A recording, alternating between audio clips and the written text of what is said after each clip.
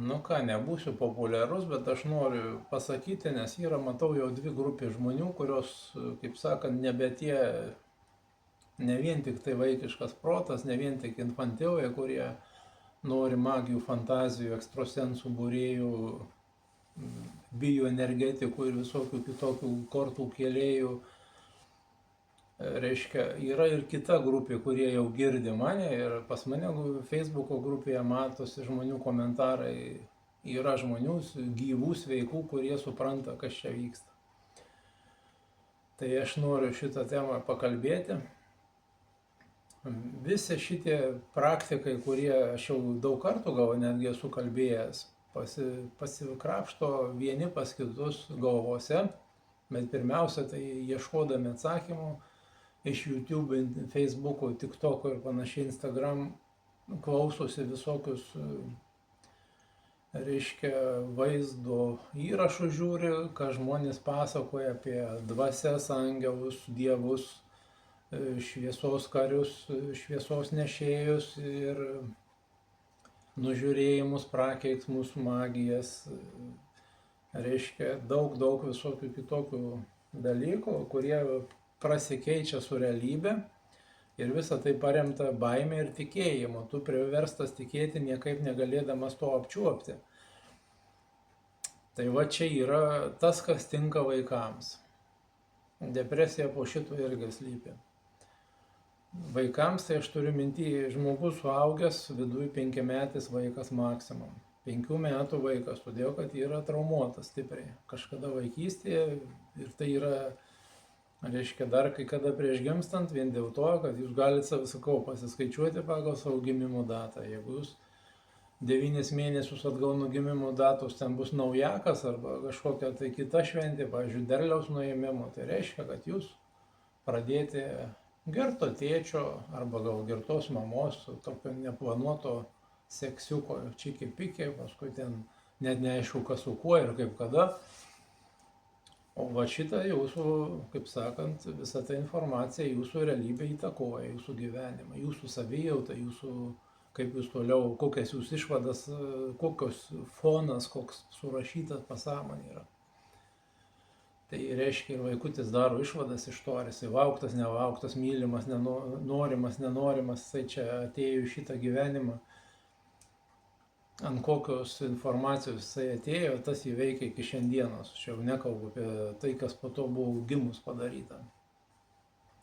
Tai va, tie, kurie vaikštot 15-20 metų, tikit, fantazuojat, gražias frazes dėstot, rašinėjat, galvojat pozityviai, teisingai, bobutės per kelią vedžiojat, galvojat, kad jums tai karma atsipirks ir panašiai, aš jūs turiu nuvilt, niekas nepasikeis. Nes tos yra informacija, kuri veikia lygiai taip pat iš giminės iš kartos į kartą, jūs kai kada netgi galite iš savo senelių negirdėti tos informacijos, ką jums pasakoju, bet jūs veikiami to pačio lauko. Galite įsivaizduoti, kad tai per DNR persiduoda ar per dar kokią nesąmonę, nesvarbu, bet tai yra informacinis laukas, kuris žmogų veikia. Ir jūs jo galite nevykdyti, tik tai, kad yra kitas reikaliukas, jūs, kaip sakant, nuo kūdikio niekada nebūtų užaugę, ne fiziškai, o protiniam, pasąmoniniam lygmenį. Pasąmoninės programos jos užsivėrė maždaug 5 metai, galbūt 7 kažkam, kam labiau pasisekė.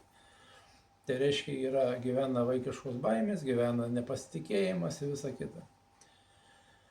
Tai va, tai dabar, jeigu jūs tikite visokiais praeitais gyvenimais, ten ieškot, laukiat, irgi jūs atidėliojat arba dievais, angelais, magijom, prakeiksmais, nužiūrėjimais, dar kažko, jūs esate 5-metis vaikas ir turiu nuliūdinti, tai jūsų neišves tie specialistai, kurie patys iš to neišėję. Kurį laiką aš dirbau su tokiais žmonėm, ko ir pats kažkiek tai tuo tikėjau. Bet kitas vaikas, kai aš įrašiau video, kad tiesa neparsiduoda, tai vėlgi daugelis šizoterikų pabėgo, nes juos buvo galima tik tai apgaulės būdu prisitraukti. Reiškia, pasakant tiesą, juos atbaidysi, jeigu jiem duodi jauką, pasakydamas apie nužiūrėjimą ar dar kažką, prakeiksmą, jie ateis. Ir tada tada jį kaip pačiumpiau šiknos, jau gali jam padėti, kaip sakant, įvesti iki sveiko proto, nes iš karto jam negali to padaryti. Tai tokių žmonių aš irgi išgelbėjau ne vieną ir labai džiaugiuosi tuo. Bet kitas dalykas, aš dabar dirbu su kitokios kategorijos žmonėmis, jau šiek tiek sveikesnių protų, tie, kurie supranta, kad jų viduje yra kažkokie nustatymai, kažkokios programos, kurios juos stabdo, ne kažkoks dievas ar angelas ar šventa karvė neleidžia jam to daryti. O šitie žmonės dabar yra pas mane kaip klientai. Ir jie supranta, kad atsakomybė yra jų rankose, tik jie nežino, kaip tą padaryti. Bet jie supranta bent jau logiškai, kad nėra kažko išorėje. Tai va, tai šitas reikalas kaip ir aiškus. Aš suprantu, kad jūs manęs daug kas negirdėsit, jūs ieškote anomalijos ir tai aš jums galiu pasakyti, kodėl jūs ieškote tos anomalijos. 5-mečiui vaikui filmai, pasakos įrašė atitinkamas programas, kurios jums neduoda suprasti šitos realybės. Daugelis jūsų ir tikite tuo, ką rodo filmai. Tie filmai irgi yra kuriami jums. Ir aš tą patį žiūrėjau. Pažiūrėkite, tokį filmas buvo apie zombius, Walking Dead. Jūs pasižiūrėkite procentaliai, kiek žmonių tai žiūri. Nes žmonėms reikia tokio dalyko.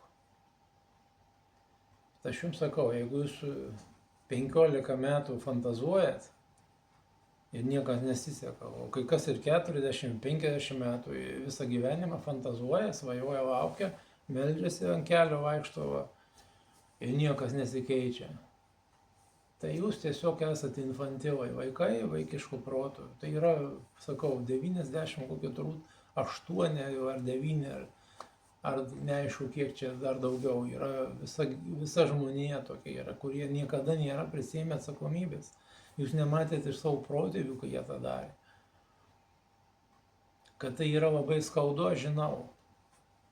Jeigu eini į samdomą darbą, tu savimi nepasirūpini, tu reiškia permeti atsakomybę kažkam. Netgi tas Dievui meldimasis, tai yra permetimas Dievui atsakomybės. Tai reiškia, ne aš atsakingas, o Dievas. Yra kitaip, yra sistema, yra tas, kas yra pasaulis, gamta, gali sakyti. Nesvarbu, kaip jūs čia įsivaizduojat, kažkas kūrėjo vadina. Man labiau jau dabar tinka žodis sistema, kuria nei gera, nei bloga, jinai tiesiog yra šiokios tokios taisyklės. Yra pasąmonė, ta, kuri tiesiogiai sąveikauja su sistema. Jinai kuria realybę. Jinai surašyta pilna programų, kurias jūs vykdot kasdieną ir automatiniu būdu. Ir yra sąmonė, kuri viską stebi, psichuoja ir panikuoja, jinai užaugusi, jinai yra pagal jūsų pasą maždaug atitinka. Tai protas nori, o pasąmonė 5-metis surašyta.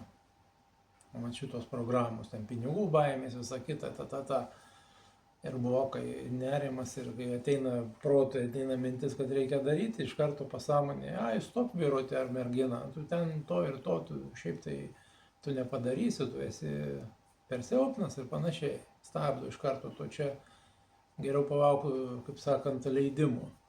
Mat jūs daugelis netgi paskui laukiat, net namų nesitvarkote vien, kol jums nepasako kažkas, tai važiuoju, žmona arba, nežinau, mama ar tėvas ar kažkas, tai ar vyras ateina, pasako, eik suaugusiam žmogui, sutvarkyk namus, tada eina dantis sukandęs, nepatenkintas žmogus. Arba darbdavys liepia daryti, eini ir darai, nors kai norėtum pats savo kažką pradėti daryti, nėra to mechanizmo. Už tai, kad tu savo pasąmonėje nesi autoritetas. Nuo pat kūdikio tave padarė, kad tu nesi autoritetas savo pasąmonėje. O čia 3 dalykai - sąmonė, pasąmonė ir sistema, visata, kūrėjas, kaip nori tai padėti, nesvarbu. Kai tu susigrąžini su mano pagalba savo sąmonės autoritetą pasąmonėje, tu tada gali pats jau persirašinėti programas. Ir tada pradedi sąveikauti su pasąmonė ir su visų šitų realių pasauliu, su realybė. Ir tada žiūrėk, kažką suplanavai, kažkokį pamastėjai, pas tave aplinkybė susidėliojo, kad tu tą galėtum padaryti, pasiekti. Pradedi kurti savo realybę, va taip paprastai pasakius. Ir čia jau nebe magija, nebe fantazija. Jūs daugelis per savo gyvenimą galėjote įsitikinti, kad jūs kažką suplanavot ir kažkada pavyko, bet tik tai jums greičiausiai užtruko 10-20 metų tas jūsų planas. Už tai, kad jūs aptarnaujat savo psichotraumas. Tas, kas nutikė vaikystėje. Tai va, jums ten tas ašaras barsto. Ta jūsų pasąmonė, kaip sakant, kad jūs išgyventumėt. Bet yra visai kitokios kokybės gyvenimas, kurį galima, kaip sakant, turėti. Tai va, iki.